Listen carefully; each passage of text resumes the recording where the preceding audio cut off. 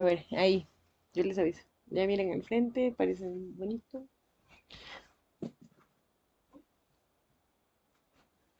Estamos en vivo. Hola, hola, bienvenido querida comunidad a un espacio más de salud mental. Espero que se encuentren todos y todas muy bien. El día de hoy vamos a hablar de un tema muy bonito y también muy interesante donde vamos a aprender ciertos datos, ciertas características. Así que si la comunidad nos pueden ir haciendo preguntas, el día de hoy vamos a hablar sobre la depresión, más allá de la tristeza, y lo vamos a enmarcar sobre todo en discapacidad. Tu nombre gusta estar abierta también. ¿Cómo haría pasar? ¿Qué tal, Bajo? ¿Cómo está tu fin de semana? Oye, ahorita todo bien preparándome, leyendo un poco, viendo todo este tema de la depresión, que en realidad a veces está en mucho dicho, pero muy poco al mismo tiempo.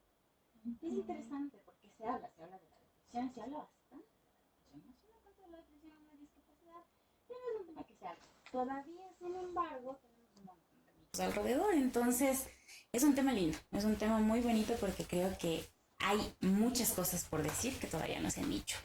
Buenos días con todos y cuéntenos, compártenos sus preguntas, sus inquietudes, sus comentarios. Vamos a estar atentos aquí para poder leerles y poder responder a todo lo que quieran saber. ¿Cómo has estado tú ahorita? ¿Qué tal el fin de semana, tu semana? Yo estoy cayendo en depresión. Ah, no, mentira. Bueno, humana eres. Bueno, y un poco hablando esto, quisiera partir desde ahí, que a todos le llamamos depresión. Ay, qué bonito. Sí, eso es importante, ya que yo lo nombré un poco desde este lugar, un poco como aposta, te diría, porque a todos nosotros, estoy deprimido, tengo depresión, estoy en depresión, y muchas de las veces no se puede entender mucho sobre lo que es este concepto. Yéndome al otro lado, he estado bastante ocupada. Nada raro en mí, la verdad. Un poco, eso es un poco mi ritmo en el que me manejo. Y bueno, como siempre se dice, ¿no? Siempre y cuando sea funcional y no interfiere en ningún área de tu vida, uno sí sigue caminando, pero cuando ya empieza a interferir, pues hay que hacer una pausa. Todavía el cuerpo no me ha pedido pausa, si es que le estamos dando con todo. ¿Qué tal tu fin de semana? ¿Cómo has estado? Bueno, loco y loco. Pero me gustó mucho lo que dijiste ahorita, justo de este tema de todo es depresión ahora. Y resulta que sí estamos en una época en la que todos los diagnósticos de la salud mental, bueno, vamos, no todos, un buen número de diagnósticos en la salud mental se han vuelto etiquetas y adjetivos. Son etiquetas. Bueno, adjetivos más que nada. Porque el tema de la etiqueta también tiene otro tipo de fondos, pero adjetivos. Entonces ya no estamos hablando solamente de que estamos concientizando, de que indudablemente hay personas que con bipolaridad, con depresión, con trastorno límite, sino que ya porque me cambio el estado de ánimo, porque sí, ya automáticamente empiezo a usar eso como un adjetivo. Descríbete a ti mismo. Ah, soy una persona bipolar. ¿Eres bipolar? No. No es un adjetivo, no es una forma de describirte, es un tema un poquito más serio. Y la depresión entra ahí. Justamente es eso, el tema de que cuando estamos tristes, todos podemos estar tristes. En algún punto de nuestra vida todos vamos a pasar por etapas de tristeza por un millón de razones. Es totalmente normal. Pero eso no necesariamente implica que estemos dentro de un trastorno depresivo o de un episodio depresivo específicamente. Esto se requiere un poco más de valoración. Pero como se ha generalizado tanto, al menos esta es mi opinión con lo que he podido ver, como se ha generalizado tanto el término depresión para definirse de referirse a la tristeza por sí sola, creo que la gente le está restando lo complejo que realmente es. Y ahí es en donde venían términos que conversábamos, perdón, expresiones como las que conversábamos la otra vez de, no, pero ponle ganas, pero tú sí puedes, pero solo alégrate, ponte bien. Ya tienes, pon de parte. Esa es la clásica. ¿Qué opinas, Gaby? Bueno, sí, estamos rodeados de algunos estímulos, de algunos conceptos que más allá de lo que pudiera enmarcar, porque esto siempre tiene que ser visto, y lo repito, desde un enfoque un poco más biopsicosocial, es amplio para nosotros poder llegar a esto. Y de hecho también, dependiendo el nivel de depresión, también puede ser considerado una discapacidad en temas psicosociales, por ejemplo. Pues a mí me gustaría más bien, Majo, ¿cuál es la diferencia entre una tristeza y una depresión? Desde el punto de vista de la neuropsicología, podemos hablar de que está más en el cómo la plasticidad del cerebro se empieza a ver afectada y la producción la producción de neurotransmisores. Porque en la tristeza, si bien es cierto, vemos una disminución en la dopamina, una disminución en la serotonina, no es una disminución realmente notoria, es temporal. Cuando hablamos de depresión ya se puede hablar de que vamos a tener números bajos en cuanto a serotonina, en cuanto a noradrenalina y dopamina específicamente, que son las que se encargan de temas relacionados con el placer, con la recompensa, con el hambre, con incluso el control de la vigilia y sueño, que son justamente los aspectos que se van a ver alterados durante una crisis o un episodio depresivo. El asunto es que al hacer referencia a esta deficiencia o más bien dicho, desequilibrio en estos neurotransmisores, no estamos hablando de que, bueno, necesito serotonina, me tomo serotonina y voy a recuperar de la depresión, porque es mucho más complejo que eso. Usualmente una persona está predispuesta y ha vivido circunstancias en su contexto que les llevan a que se empiece a dar este desequilibrio. Entonces no solamente es el compenso con el químico o hago algo que me produzca este tipo de neurotransmisores y listo, está superado. Sino que en caso de ser necesario, como hemos dicho en otras ocasiones, tomamos algún tipo de medicación, algún tipo de cosa que pueda ayudar, que sea, como decías, Gaby, con el flotador, ¿no? En la piscina, justamente, hasta poder, por medio de la terapia, reconstruirnos, volvernos a agarrar y que nuestro cerebro retome esta habilidad de producir estos neurotransmisores. Eso es de la neuropsicología. Claro que sí, bueno. Primero hay que entender que la tristeza es una emoción transitoria, natural y que también ante ciertos estímulos se va a presentar. Entonces puede generar tristeza, la pérdida de un objeto, también puede generar una emoción de tristeza, un duelo, puede también generar tristeza, que las cosas no salgan como tú quieres. Entonces eso es un estado de ánimo, un cambio de ánimo. Es decir, que nosotros en ese momento es como que le perdemos el interés a ciertas cosas y termina siendo eso una emoción. La tristeza es una emoción totalmente válida, totalmente natural y que estamos en todo el tiempo sintiendo, ¿sí? Sin embargo, no siempre cuando estamos en el día a día decimos estoy triste, no, estoy en depresión, que obviamente no necesariamente es el término que se le atribuye, porque se utilizan ciertas terminologías para poder tener un acercamiento y poder armar de cierta manera una intervención un poco más guiada. Entonces ya la depresión así es un desinterés, que quiere decir que ya es constante, es frecuente. Las cosas que a mí antes me gustaban me han dejado de gustar y ya no es una tristeza transitoria como la tristeza en sí, sino ya es una tristeza constante y es una tristeza que por más que yo quiera levantarme de la cama es difícil. Entonces ya empieza a querer evitar, a querer dejar de hacer cosas, que ya nada le gusta, que deja de sonreír. Entonces es como empezar a perder este placer y este disfrute ante la vida y viene un tema muy desesperanzador. No se ve esperanza para nada y de ahí empiezan a configurarse ciertos pensamientos así como que todo va a ir mal, no voy a salir de esto. Entonces, como la semana anterior nosotros hablábamos incluso en temas de ansiedad, también estar en estos estados del trastorno del ánimo, lo llama también en este sentido el DSM-5. Entonces hay varios trastornos, ahí también tenemos lo que es la distimia, tenemos el trastorno depresivo menor, trastorno depresivo mayor, y tenemos un tipo de depresión moderada, un tipo de depresión también leve y un tipo también de depresión grave. Todos estos componentes va a depender del tiempo y la frecuencia y siempre es algo que yo digo, para que nosotros podamos saber qué es lo que está interfiriendo en nuestra vida, tiene que ver la frecuencia, la intensidad y cómo esto afecta también a cada una de nuestras actividades diarias. ¿Sí? Sí, es un buen punto, algo que me olvidaba de decir justo como para complementar un poco todo lo que acabas de explicar. Es importante reconocer que todo lo que Gaby acaba de decir, justo como ella lo mencionó, es realmente la persona se vuelve incapaz de sentir o de afrontar o de levantarse justamente por esta deficiencia en los neurotransmisores que hablábamos hace un momento, que en muchos casos ya empieza a tener alteraciones incluso en ciertas estructuras del cerebro.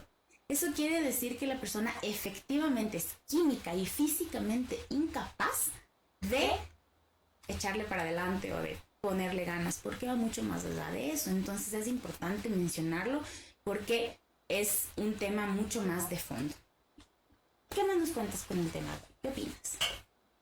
Quisiera saber más bien si tienen en este aspecto preguntas, porque este es un tema bastante, como les digo, bastante amplio. También incluye, podemos estar atravesando por un episodio ante variables del ambiente depresivos, que eso también es muy importante mencionarlo. Por ejemplo, en la pérdida de un trabajo, al menos te dura 1 o 2 semanas, mientras cognitivamente nosotros nos vamos adaptando a un nuevo espacio, como a ir aceptando. También podemos también experimentar depresión en temas cuando hemos tenido algún tipo de accidente, por ejemplo, cuando hay un duelo, todos este tipo de cosas, cuando hemos recibido también una noticia inesperada, entonces empezamos también a experimentar eso. Y ojo también que también estar en estos estados de ánimo también son importantes, porque si no, no vamos a saber qué es la alegría. Hay personas que tendemos a como bajar un poco el ánimo, por ejemplo, cuando estamos cerca de un periodo menstrual, por ejemplo, por el tema de los cambios. O sea, ya depende mucho de cada persona. Entonces esto también se va a vivir y se va a experimentar, aunque con ciertos criterios clínicos, porque para eso nos sirve a nosotros el CIE-10, CIE-11, DSM-5, que son criterios clínicos. Nos sirven como para tener una idea, pero también es importante recordar que en cada persona es distinta, no en todos es igual. ¿Tú ahí qué nos dirías, mi querida Majo? Justamente quería mencionar eso, porque si bien es cierto, los manuales de diagnóstico, mencionaba Gaby, el DSM-5, el CIE-10, que es el que se usa principalmente este momento aquí en el país, el CIE-11 todavía lo están implementando, pero está interesante, ese clase aparte va a tocar para poder manejarlo, el CIE-11. Sí, bueno, según los manuales de diagnóstico, nos van a dar una serie de signos y síntomas que podemos ir viendo en las personas. El tema de disminuir el disfrute de cosas que antes disfrutaban, esa sensación incluso de adormecimiento, de que las cosas a veces como que le dan igual. Ya no es solamente la persona que está dentro de una, o bien de un episodio depresivo, o bien de una trastorno depresivo recurrente, ya no solamente se va a pasar llorando todo el tiempo o en tristeza absoluta, sino que puede ser que ya las cosas empiecen a darle igual. Es un estado de adormecimiento, como decía también. Como hablaba hace un momento, el tema de apetito, Gaby lo mencionó un poco, se va a ver alterado porque también empieza a influir el sentido del gusto. Ya los sabores no saben igual, entonces no se disfruta la comida, no se disfruta las cosas que se está comiendo justamente por este adormecimiento. Disminuye el deseo sexual también, que es un punto que a veces no se habla tanto. Obviamente, como decía Gaby, también el tema del sueño y vigilia, porque cuando hablamos de la serotonina, por ejemplo, esta es la responsable de que se produzca la melatonina. Y esta palabra se han de conocer algunos porque típico hay hasta gomitas de melatonina, vi el otro día en el Megamaxi. ¿Cómo? Entonces se comercia muchísimo, hay mucha venta de este tipo de medicamentos y la cuestión es que el tema es delicado porque el hecho de que estés produciendo menos melatonina debe tener una razón de fondo. Entonces no es como que no estoy durmiendo bien, voy al supermercado, me agarro la gomita y me como la gomita y duermo. O sea, sí, está bien porque puedes descansar, pero algo está pasando. Entonces sí es importante también ver un poquito más allá del por qué estamos teniendo este tipo de síntomas. Ahora, algo más que es importante hablar. En cuanto a números, la cantidad de personas que tienden a caer en estados depresivos en la sociedad en general sí son más altos cuando se trata de personas que están dentro de una discapacidad o de los cuidadores de personas con discapacidad. ¿Has oído algo al respecto? Cuéntanos un poco. Claro que sí, bueno, eso también nos dice que a nivel mundial alrededor de 280,000 personas sufren de depresión. Como yo les decía al inicio, este es un tipo de discapacidad también de riesgo psicosocial. ¿Por qué? Porque cuando tú ya estás en un tipo de depresión mayor o grave, definitivamente a una persona se le limita totalmente al 100%, por así decirlo, sus capacidades de concentración, incluso hasta de levantarse de la cama. Entonces eso ya son personas que tienen acompañamientos también psiquiátricos y que ya básicamente han vivido durante mucho tiempo durante este estado de ánimo y poco a poco van perdiendo también aquellas funciones dentro de su vida diaria, pero ya a un nivel muchísimo más extremo, ¿no? Que pese que ha hecho todos aquellos intentos posibles de salir y aparte por más psicoterapia que he llevado y también en este aspecto el tema farmacológico no ha logrado en este aspecto quizás recuperar las funciones de su vida diaria. Ahora esto también me gustaría contarles que también tenemos ciertos síntomas y variaciones en función del tipo de discapacidad. Y es así que, por ejemplo, cuando hay o existe de manera general algún tipo de discapacidad física, se observa directamente una pérdida de autonomía como tal. Es decir, ya hay a nivel físico una dificultad como tal, pero se empieza a presentar ya con mayor irritabilidad, tipo de conductas disruptivas, regresión a habilidades previamente adquiridas. Es como que a veces en lugar como de avanzar, existe como un stop en aquellas personas que sobre todo tienen este tipo de discapacidad intelectual y a menudo casi no se puede dar cuenta. O sea, esto es un dato muy interesante, no siempre se puede dar cuenta porque se confunde esta irritabilidad como con un mal genio o como es así. Entonces, detrás de eso también se puede ir escondiendo esto y se va dando desde los cambios de comportamientos y como desde esta regresión a lo aprendido, más o menos. También tenemos esta diferenciación cuando hablamos de discapacidad intelectual, por ejemplo. Pero asimismo, también tiene una forma de presentarse de manera atípica y lo que coincide en estos patrones, yo me quedaba mirada desde lo que yo investigaba, era en este sentido la irritabilidad. Entonces eso es algo que hace que se confunda. ¿Tú qué más nos tienes que contar al respecto? Me encanta que lo menciones porque justamente esta semana he repetido una frase por lo menos unas 4 veces al día. No, mentira, cada día. Y es que muy comúnmente en nuestra sociedad, por lo menos, la tristeza se expresa como ira. Es muy común. Y es como un signo de alerta capaz de nuestros seres queridos que si están un poco más irascibles, que si están más irritables, ahí puede haber tristeza de fondo.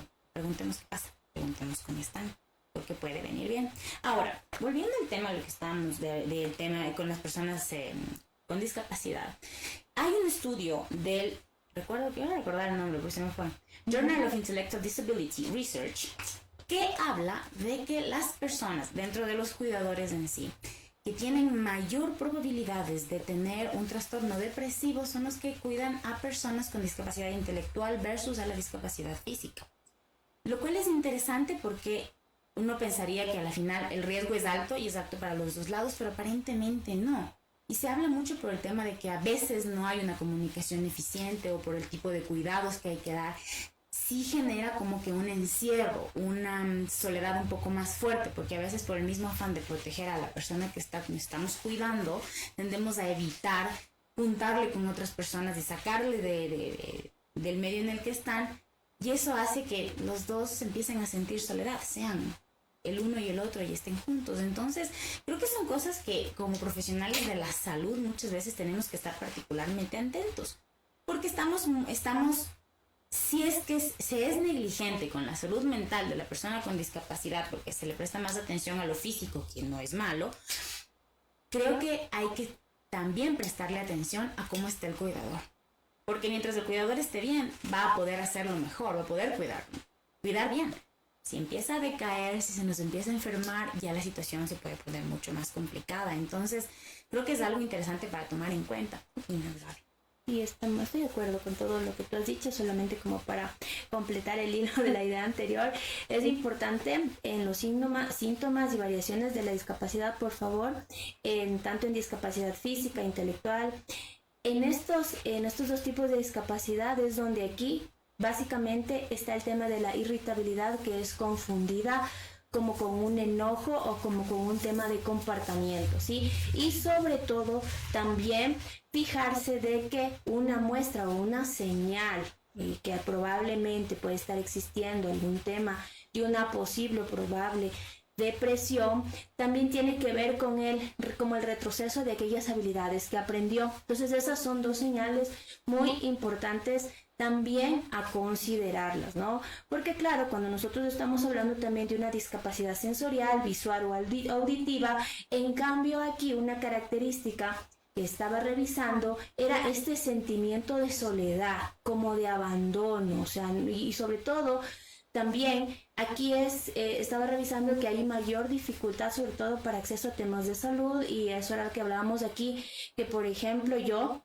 me pongo sobre la mesa y es que no muchas veces se puede tener un lenguaje de señas, entonces es un poco mucho más difícil y eso genera mucho más en este aspecto frustración y obviamente desde este lugar también se empieza a sentir este sentimiento de exclusión. Pero es importante que nosotros podamos notar en esto para no confundir, sobre todo en temas de discapacidad, la irritabilidad como un tema de un mal comportamiento. Porque de lo que yo estaba revisando, eso es muy común y más bien si alguien de la audiencia que nos está observando y más bien nos puede contar, creo que sí sería importante también prestar atención a esto, ¿no? Entonces, no importa el lugar donde estemos, siempre la pérdida de interés, o sea, no importa el tipo de discapacidad que tengamos, pero si poco a poco notamos que pierde el interés, que empieza a apagarse en su mirada, sobre todo en sus comportamientos, en sus verbalizaciones, o si empezamos a notar una persona mucho más irritable de lo habitual, pues, y eso ya está con el tiempo, lleva semanas, lleva varios días, es importante que nosotros también podamos tomar en cuenta, porque, ojo, también hay un tema.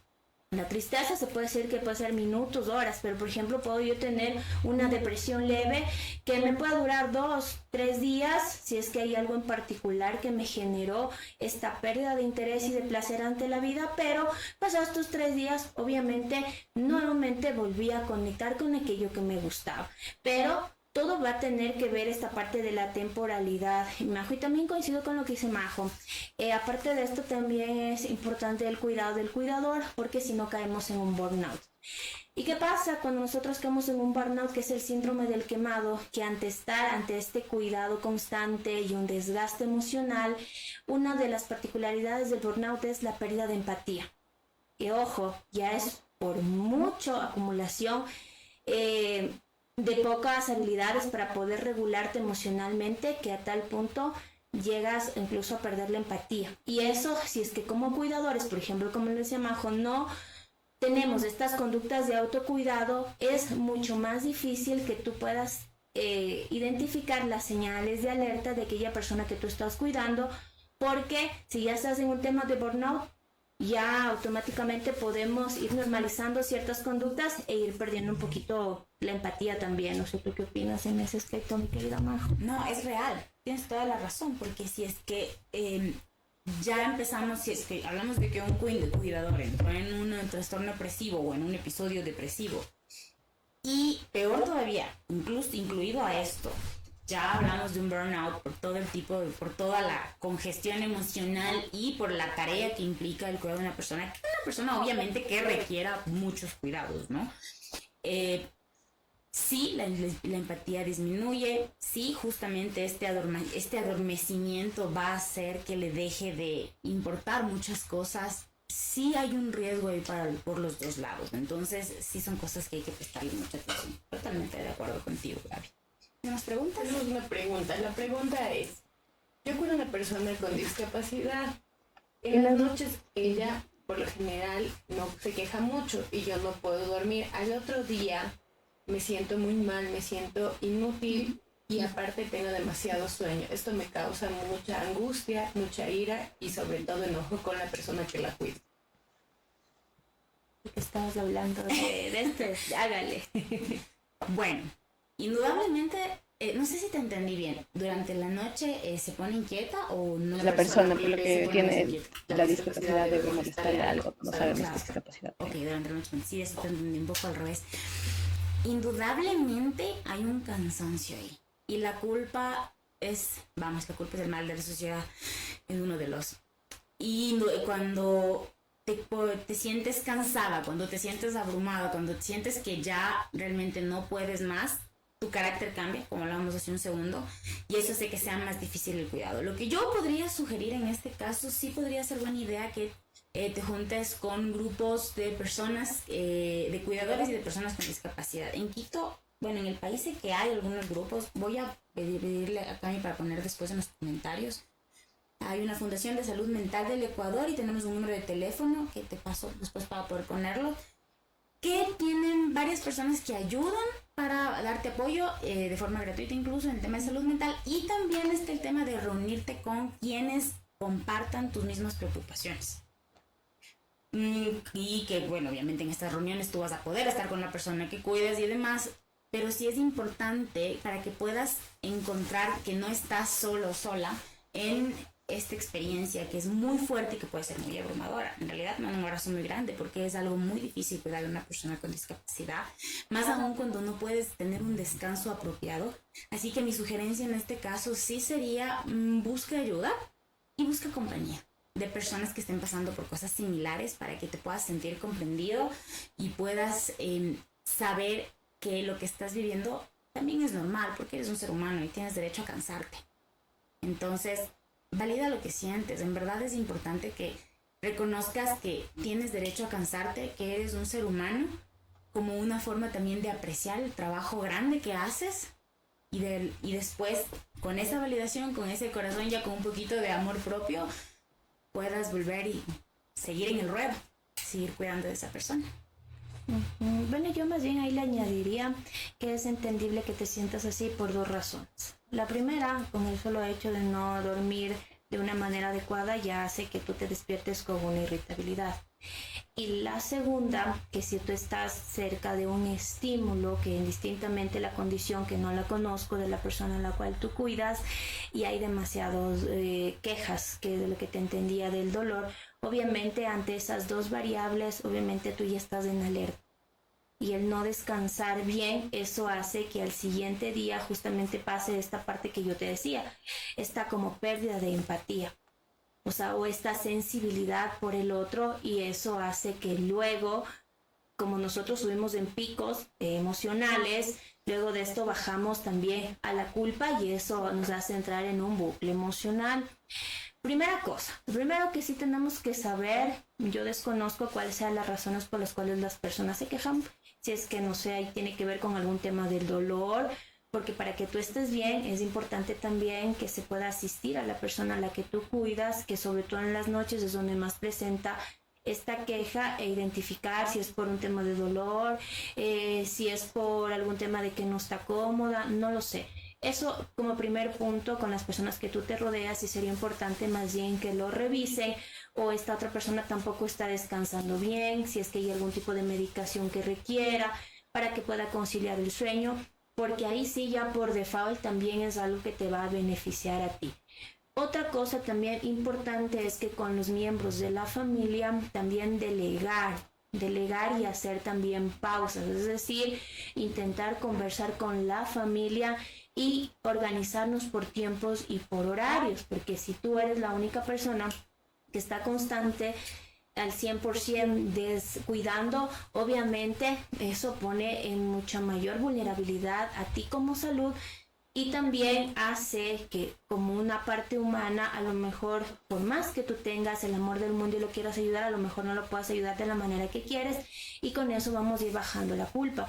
Entonces pónganse de acuerdo con alguien más, si es que ya no has podido dormir en la noche, durante el día que sí puedas tener tus horarios de descanso, ¿sí? Si ya has pasado una noche fatal, pues durante el día alguien que se pueda hacer cargo de este familiar, que tú te puedas tomar unas horas de descanso, que te puedas tomar una ducha, que también puedas comer bien y un poco resetear. Sobre todo en el tema de cuidadores es importante irnos turnando lo que son en temas de tiempo para poder dispersar. Y en estas dos cosas son muy importantes. La persona es la que cuida, saber qué es lo que está pasando, si necesita algún tipo de atención. Por el otro, turnarse. Y por último, también todas aquellas otras recomendaciones que ha dejado Majo. Eso sería como complemento. ¿Algo más tal vez está por ahí? No tenemos ninguna pregunta. Ya, bueno, esperamos que hayamos podido contestar. Sí, esperamos que quede claro. Igual, acá estamos pendientes de sus dudas. Hay totalmente y municipalmente, acá en Quito por lo menos, organizaciones de apoyo que pueden ayudarles. Siempre está el 171, que es la opción 3, no me acuerdo. 9, ya, la opción 9, para poder buscar apoyo también y para que puedan recibir atención y acompañamiento en estos casos. Sí es importante que observen esos signos de alerta. También hay que tomar en cuenta algo, me estaba acordando. Cuando hablábamos de los manuales de diagnóstico y de los signos y síntomas que estos nos describen, usualmente nos dan una cierta cantidad, por poner un número porque no recuerdo ahora específicamente, nos dan 5 síntomas, por ejemplo. Y para poder diagnosticar no necesariamente deben cumplir todos esos 5 síntomas. ¿A qué me refiero con eso?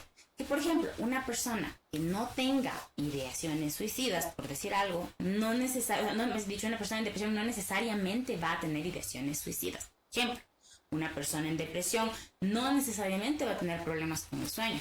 Vamos, probablemente duerma mucho más que lo que dormiría habitualmente. También una persona con depresión probablemente va a comer más de lo que comería habitualmente. Entonces, no solamente los síntomas, no solamente va a presentar específicamente esos síntomas, no solo todos los síntomas. Entonces, sí es importante, por eso, la evaluación, que es mucho más amplia que solamente una consulta. Entonces, ¿por qué menciono esto? Porque nosotros hablamos de crear conciencia, y esto es bueno, de que la gente empiece a aconsejarse, buscar ayuda, que es lo importante, pero también hay que tomar en cuenta de que no todo el mundo te puede diagnosticar, que no puedes cualquier persona en la calle decirte, tú tienes depresión porque el otro día escuché que esto que te pasa es depresión, entonces tú tienes depresión, y las personas se quedan justamente con eso acá. Es que tengo depresión, y como tengo depresión, ya me dijo la vecina que tengo depresión, entonces me voy a quedar aquí porque no puedo. Y va a ser mucho más difícil que pueda salir, si incluso se trata de un tema, de una tristeza eventual también, ¿no? Entonces, si tienes algún conocido que te dice, ok, yo creo que tienes depresión porque vi esto y tienes estas señales, mira, interesante, busca ayuda. Busca ayuda, no te quedes solo con esta idea. Quería mencionarlo porque siempre pasa eso.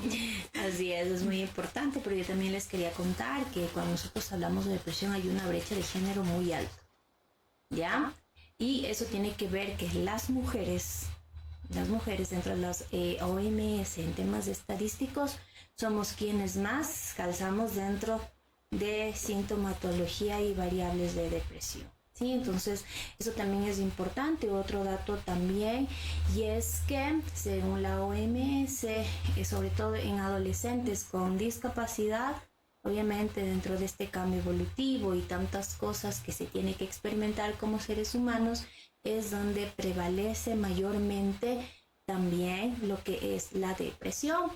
Y otro dato curioso que también se asocia mucho con el tema ya a nivel virtual, a nivel digital, y es que al menos en mi consulta muchas de las veces también se atribuyen ese tipo de contenido y las personas les lleva ese contenido como de mucha tristeza, de mucho dolor, que hace que el consumo de ese tipo de contenido también se mantenga en esta parte de cómo lo siente la persona. Y sobre todo en el tema de adolescentes, la red social que está dentro de las estadísticas donde hay mayores probabilidades de que una persona pueda desarrollar algún tipo de depresión es Instagram, ¿no? Porque esto es una red social donde los y las adolescentes se comunican, interactúan, y aquí vienen otro tipo de problemas también en ese aspecto también importante a considerar. Aparte de todas estas variables de sueño, también tiene que de comida, de alimentación y todas estas cosas, tiene que ver también siempre saber lo que está pasando alrededor. O sea, esto no es que nace y aparece de la nada, siempre va a ser multifactorial y va a ser multicausal, ¿ya? Entonces nosotros siempre podemos averiguar qué está pasando alrededor de la persona, qué cosas son las que ha dejado de hacer, cuáles son los problemas que están alrededor de ella. A veces nosotros, para podernos dar cuenta, es que antes podríamos reponernos fácilmente de cualquier situación, pero esta vez la recuperación está resultando mucho más difícil y eso aplica absolutamente también para todos, ¿no? Y hay algún dato interesante también que hay depresión silenciosa en la discapacidad. Por ejemplo, no se toma muchas veces en cuenta a los niños, niñas con discapacidad intelectual y suele confundirse por lo general los niños siempre con un problema de conducta. Ah, mira, eso está súper interesante y claro, tiene sentido. Los niños también se ponen tristes. Los niños también se ponen tristes y más aún dentro de una discapacidad. Hay que prestarles atención, me parece importante. ¿Tenemos alguna pregunta? Sí, tenemos una pregunta. Buen día, soy un paciente ontológico. Cuando no me pongo el medicamento que el IES me entrega, se me alteran todos mis malestares. Tengo espondilios, anquilizate, son muy fuertes los dolores en las articulaciones, pero me da ansiedad y también me da el carácter muy fuerte, me lo cambia. Pero cuando me pongo el medicamento estoy muy activo y en verdad me relajo durmiendo bien. Es complicado porque sí es realmente el cambio de carácter relacionado al dolor. Sí, o sea, sí tiene todo ese tipo, por ejemplo, de explicación, pero hay que ver también cuál es la función, aparte química, que está cumpliendo el medicamento y otra también a nivel psicológico que cumple también como una asociación. O sea, yo entiendo en este aspecto que obviamente estar sin tu medicación regulada va a hacer que tu dolor se intensifique. Y está demostrado también científicamente que el mindfulness en casos de dolores crónicos también sí puede más bien ayudar.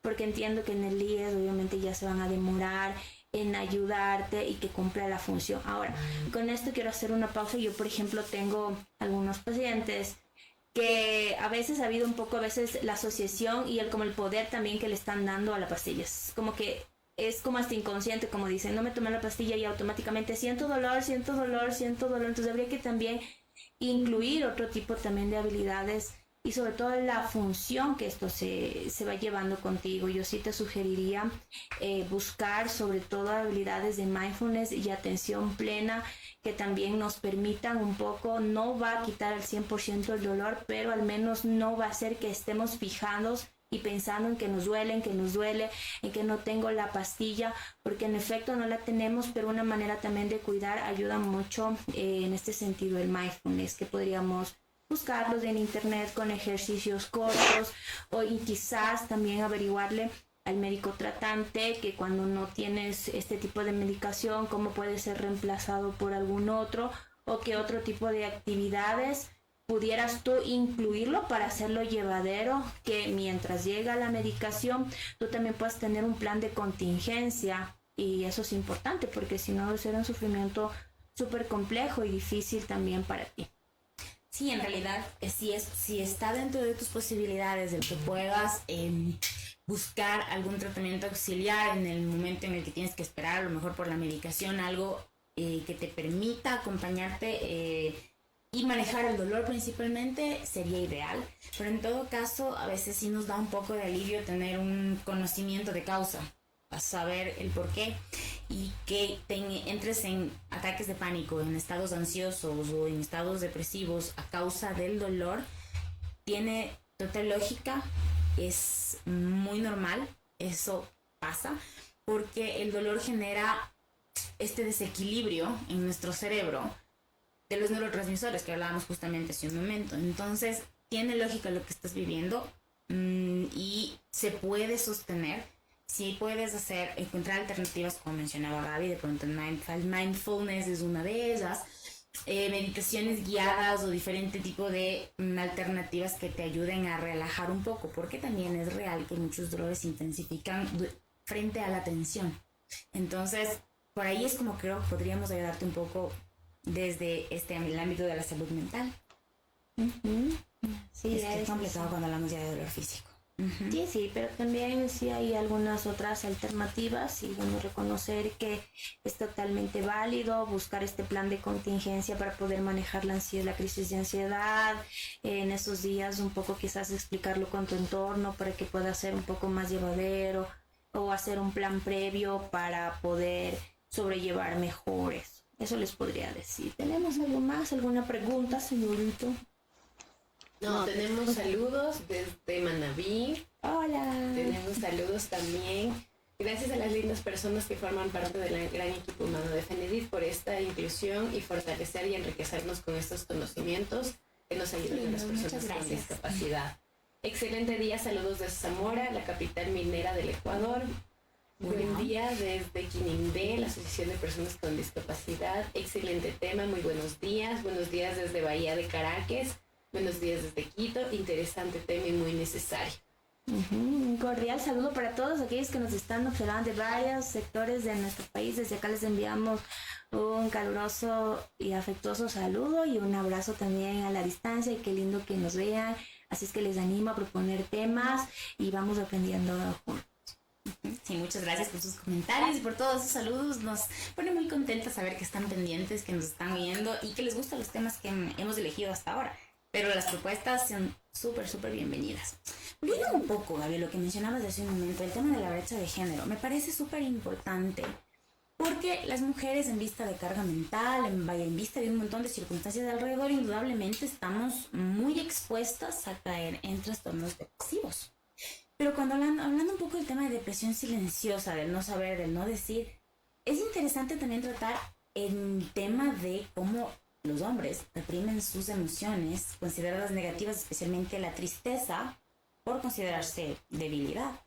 Y cómo eso también sí hace que tengan números en cuanto a suicidio bastante altos.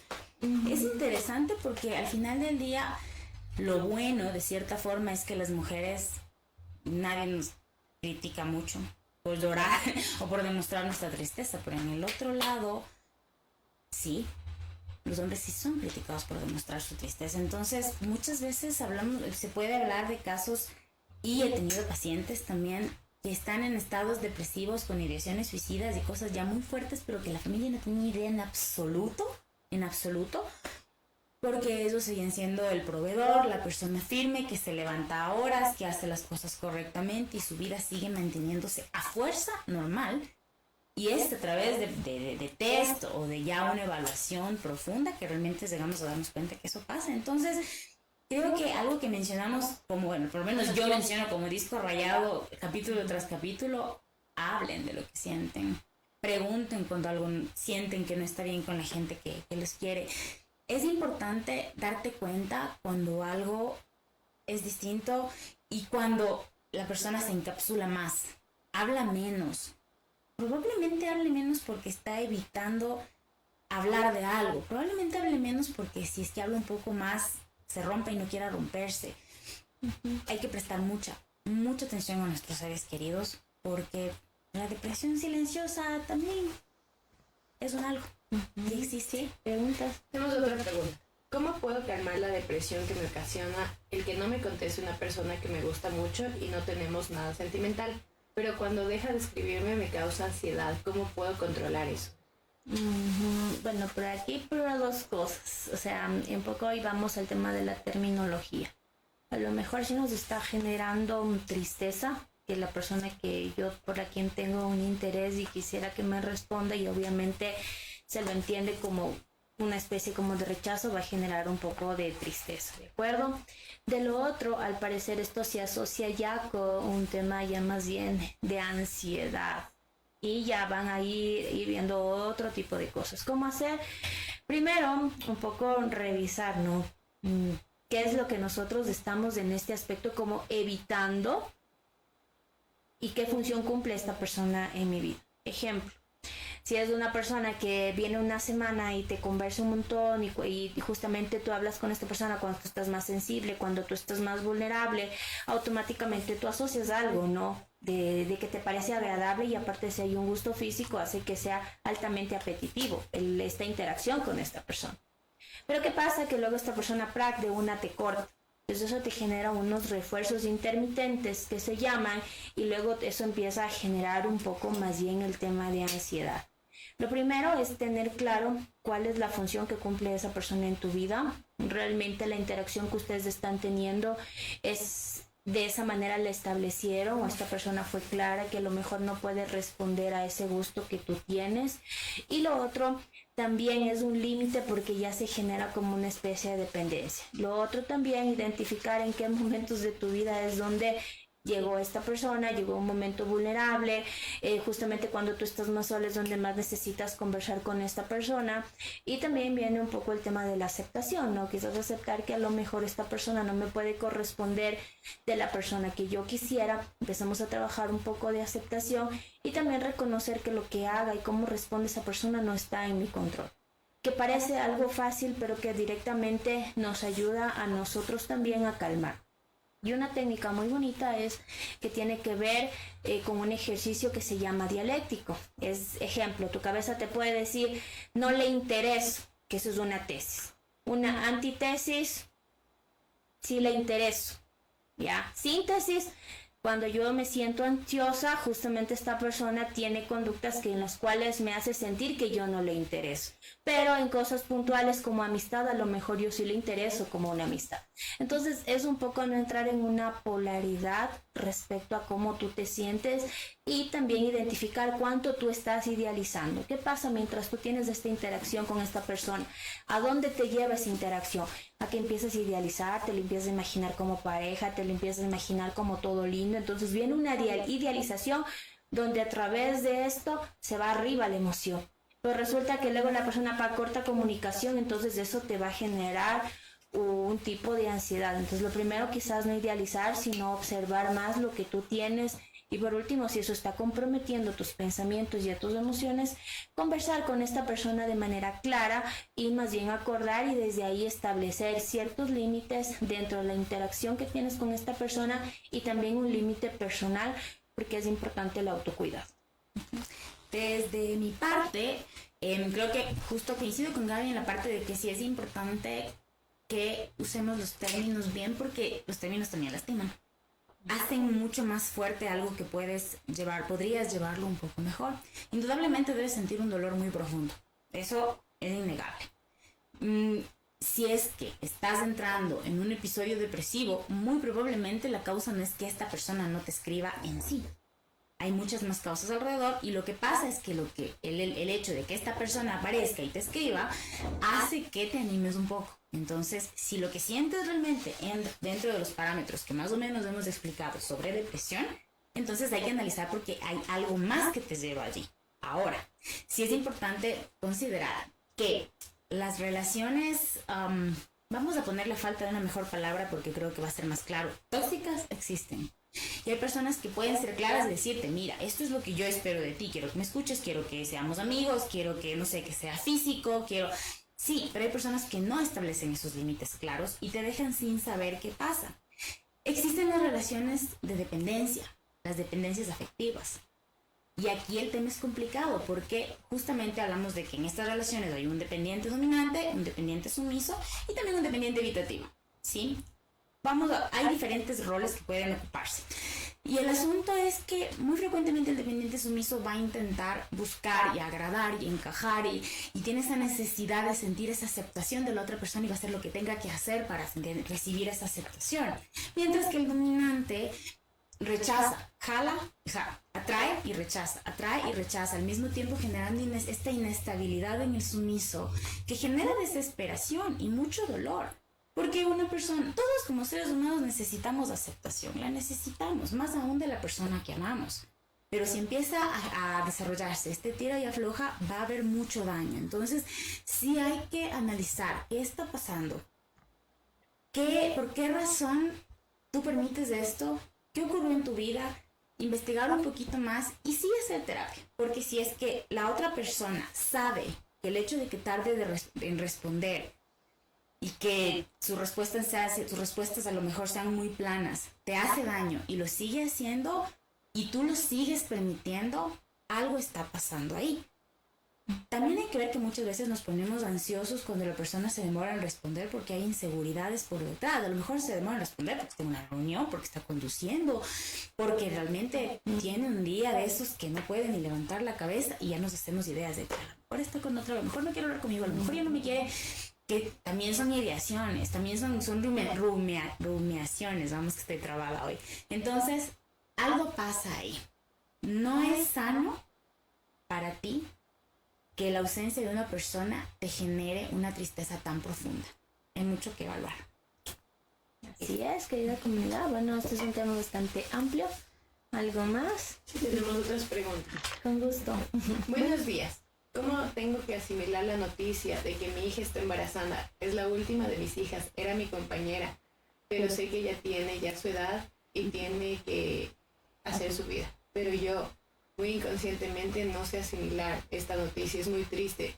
Estoy con mucho miedo que se vaya de mi lado, pero no puedo sostenerla porque ella ya tiene su edad. Por eso estoy con miedo de la soledad de mis hijos. Ya no van a estar con sus padres. Ayúdenme a cómo soltar este dolor. Primero que nada es un dolor válido y eso forma parte de un duelo también, ¿no? Recibir una noticia con la cual tú no esperabas también es un duelo y primero que nada eso es un dolor que hay que vivirlo. Esto es un proceso que no necesariamente se va a quitar de la noche a la mañana, pero lo que sí es importante hablarlo, hay que verbalizarlo, estar acompañada de las personas que quieren, un poco también expresar este sentir con tu hija, conversa con ella, hazle sentir que, o sea, lejos de que no la estás apoyando, sino que también es una noticia que ha impactado tu parte emocional y que sientes eso que acabas de mencionar, ese miedo a la soledad que es totalmente válido y va a ser un tiempo en el que quizás vas a llorar mucho, quizás te vas a enojar, te vas a preguntar muchas cosas o quizás no lo vas a querer como aceptar. A lo mejor y por ahora las rutinas de sueño pueden verse cambiadas, quizás la alimentación y estar con esa sensación de tristeza. Si entiendo que esto es algo que recientemente ha pasado, eso es un proceso que va a llevar un tiempo para que nuevamente te puedas adaptar. Y también una cosa importante, también recordarte que en algún otro momento, alguna otra situación difícil, pudiste pasar la ola. Sí, y que esta vez no va a ser la excepción. Lo que yo sí te sugiero es que intenta estar acompañada de las personas que tú quieres, un poco hablar con ella, mientras tanto traten de compartir, trata de hablar con tu hija a ver si te puede hacer partícipe también del embarazo para que un poco nuevamente lleguen nuevas formas de motivarte en ese aspecto, pero lo primero es que es un dolor totalmente válido, o sea, no es así tan fácil de irlo soltando, sino de a poquito. Para que sea más llevadero, ahí es donde nosotros necesitamos de este colchón, de intentar, a pesar de que estás muy, muy triste, quizás no aislarte, quizás no dejar de hacer aquellas cosas que te gustan y si así sigue pasando una semana, sigue pasando otra semana y definitivamente la sintomatología de ese llanto fácil, del no poder dormir o ese dolor que tú lo sientes en el pecho totalmente fuerte y a lo mejor esto se puede convertir hasta en una irritabilidad o en peleas constantes. Esto ya es una señal que a lo mejor nosotros sí nos vamos a necesitar una guía, un apoyo profesional que nos permita adquirir nuevas habilidades para poder ser más resilientes, ¿no? Porque la resiliencia es la capacidad que tiene el ser humano de sobreponerse ante una situación que cambia su vida, una situación de crisis. Entonces, quizás podríamos irlo viendo esto, pero sobre todo validarlo y también agradecerte mucho porque nos has hecho esta pregunta y de acá extenderte también un abrazo fraterno y esperemos que también las cosas vayan mejorando y puedas encontrar otros recursos que te permitan ir sosteniendo este dolor mientras poco a poco va dando otro lugar distinto con la llegada de este nuevo bebé. Por mi parte, mi sugerencia es un poco más firme. Haz terapia. Haz terapia en carácter de urgente. Porque tu dolor es válido, es comprensible, pero es complejo desde el punto de vista que tu hija va a pasar por momentos hormonales fuertes, que va a necesitar a su mamá. Y necesita una mamá, no otra hija. Haz terapia para que estés fuerte, para que manejes tu dolor con tu terapeuta, porque el dolor es válido, pero no lo manejes con tu hija, sino para que puedas acompañarle en lo que ella te permita, para que puedas aconsejarle en lo que ella te permita, para que puedas ser mamá. Esa es mi sugerencia en este punto, porque si bien es cierto es válido, pero lo que se le viene a ella también es complejo, bastante complejo, y necesita a su mamá. Así que eso, haz terapia, ponte súper bien, súper sana y sé mamá. Así es, se necesitan entre ambas, pero hay que también saber cuáles son las condiciones en esto y entender que una noticia y un duelo es un proceso totalmente natural, que si pasa de ese proceso va a interferir en otras áreas de la vida, y si es que ambas están desde este lugar y con sus recursos ha sido imposible, pues allí pueden ustedes solicitar una guía. Pero un duelo es un proceso totalmente natural que se vive al natural, y luego de eso sí podemos continuar, pero todas las sugerencias son bastante buenas, bastante acertadas, para que sobre todo ahora lo que van a hacer es cambiar de etapas y acompañarse de una manera distinta entre ambas, con los recursos que tengan, porque recuerden que las personas hacemos lo mejor que podemos con lo que tenemos. Así es que un abrazo fraterno y que todo vaya muy bien. Soy una persona con discapacidad. Últimamente me he estado sintiendo muy sensible y depresiva, que hace rato quisiera dejar todo y salir de un lugar donde nadie sepa nada de mí. A veces no sé si me quiero yo mismo y todo me cae mal. Yo no era así, no sé qué me está pasando. Me parece que estamos dentro de un episodio, sí cumplimos algunas características, pero obviamente, como decíamos hace un minuto, la evaluación es súper importante, porque hay mucho más contexto que hablamos hace un minuto que hay que analizar también ahí. Te abrazo mucho porque son circunstancias difíciles y se necesita mucha fuerza para poder superarlas. Pero sí puede ser buena idea que busques un poco más de ayuda también para que puedas enfrentar esto, porque no estás solo. No estás solo y vas a salir adelante, pero necesitas un empujoncito, un poquito de ayuda. ¿Qué opinas? Ya. Bueno, yo lamento mucho la situación que estás pasando, pero es importante también para irnos clarificando a plantearte preguntas. ¿Desde hace cuánto te está pasando esto? Primera pregunta.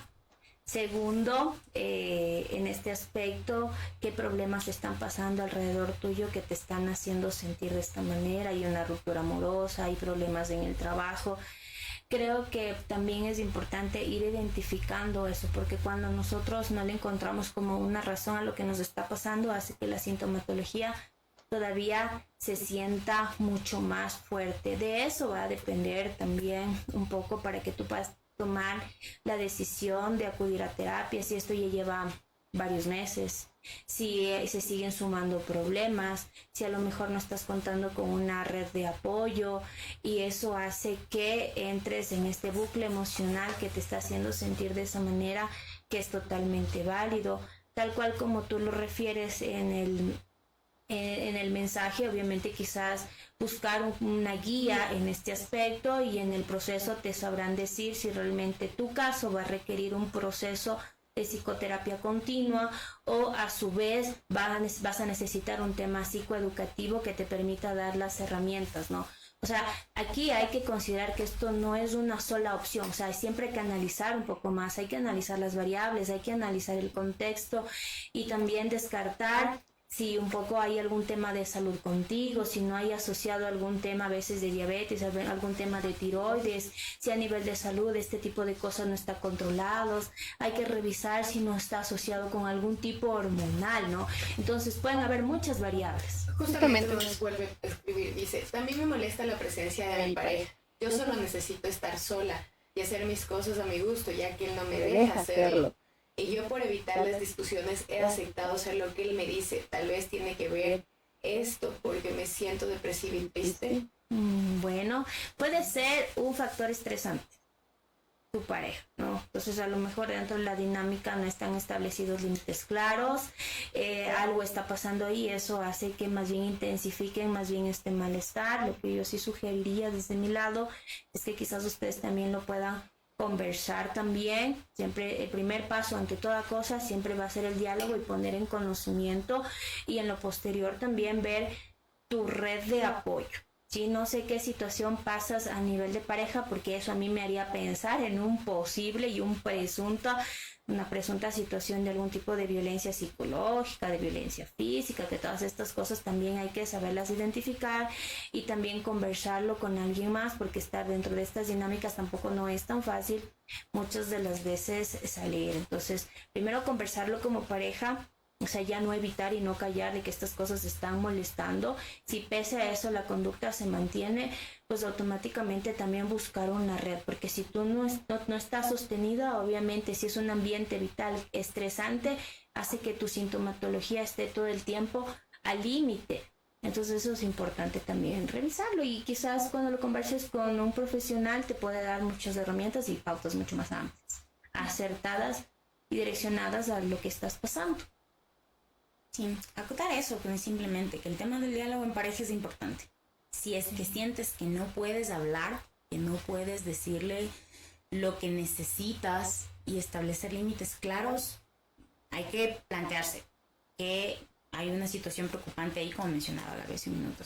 Puede ser importante también que tomes en cuenta eso, porque sí es un factor estresante, principalmente cuando uno está acostumbrado a hacer las cosas de cierta forma, que llegue alguien más, te imponga algo distinto. Son situaciones que sí pueden complicar un poco el diario vivir. Sí, Bastante. bueno, y aquí voy a acotar algo más, y es identificar, ¿no? Si es que la persona con la que yo convivo utiliza términos de manera despectiva o tiene formas que hace que a mí me duelen, no me deja que me vea con mi familia, no me deja que me vea con mis amigos, con mis amigas, me dice cómo tengo que vestirme, qué tengo que hacer, cómo tengo que yo también comportarme, y eso a su vez a mí me genera un malestar y me duele y genera una ambivalencia entre amor-odio. Si eso ya es muy repetitivo, hay que revisarlo bien para descartar que se trate de una presunta violencia psicológica. Ojo, no solamente los golpes duelen, sino también las palabras, los comportamientos, las actitudes, y hay una cosa aquí que uno no puede explicar, y para eso es importante también poder pedir ayuda. Entonces, en este sentido, para descartar, porque hemos dado únicamente sugerencias muy sueltas, no es una verdad absoluta, para poder saber qué rutas vamos a tomar. Aquí no son verdades absolutas, porque siempre van a haber muchas variables en ese aspecto. Entonces hay que revisar esto, ¿sí? Eso sería ya. Qué importante que lo mencionas, Gaby. Lo que estamos conversando acá no les estamos dando diagnósticos. Estamos dándoles sugerencias para que puedan llevar sus circunstancias, para que puedan manejarlas. Y a la par, en caso de ser necesario, busquen el apoyo que necesiten, pero nosotros desde aquí y a través del chat no los podemos diagnosticar. Sí. No, yo sí soy antidiagnóstico, les cuento. Punto importante. No, porque luego se llenan de cosas y yo entiendo que cumple una función, pero bueno, eso, querida comunidad, creo que nosotros estamos al finalizar de nuestro programa. También les queremos agradecer. Y bueno, si es que alguien aquí ha dejado de gustarle aquello, de que antes le gustaba, o empezado a ver la vida como sin sabor, quizás un poco preguntarse de manera personal qué es lo que me está pasando, qué es lo que yo estoy sintiendo, averiguar quizás en fuentes fiables, tal vez, sobre todo en la OMS, la OPS, son datos un poquito mucho más acertados que nos pueden un poco guiar, o a su vez también conversar con un profesional. Y eso, no dejemos solos. Si vemos cambios de comportamiento, seamos buenos acompañando a las personas de nuestro entorno. Por cierto, algo muy importante que estaba reflexionando en estos días: no juzguemos, porque lanzar palabras sobre una herida no ayuda, es como una piedra a alguien que tiene la pierna rota, y eso es importante. Cuidemos nuestras palabras, seamos muy amables, un trato amable con las personas que están a nuestro alrededor. Ese sería mi mensaje. Yo por mi parte me despido y nos vemos la siguiente semana. No sé si tú quieres dejar un mensaje también. Sí, bueno, repetirle un poco lo que decía Gaby. Estén atentos, hablen, escuchen muchísimo, para que las personas que están a su alrededor puedan pedir ayuda en caso de que sea necesario.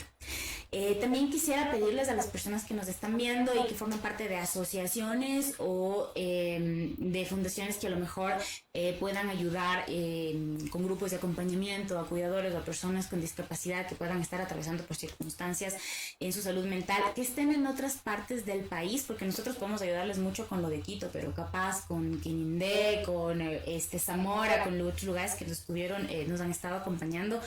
Si es que ustedes pueden compartir en los comentarios números de contacto para que otras personas se unan a ustedes y reciban un poquito de compañía, sería buenísimo. Creo que así entre todos nos echamos una mano, nos ayudamos y podemos cuidarnos. Sí, eso, crucémonos los contactos. Y nada más, también me despido, como siempre, un gusto estar acá, un gusto, Gaby, un gusto, Gaby. Nos vemos. Muchas gracias por vernos y nos vemos la siguiente semana. Un abrazo. Chao. Chao. Bye.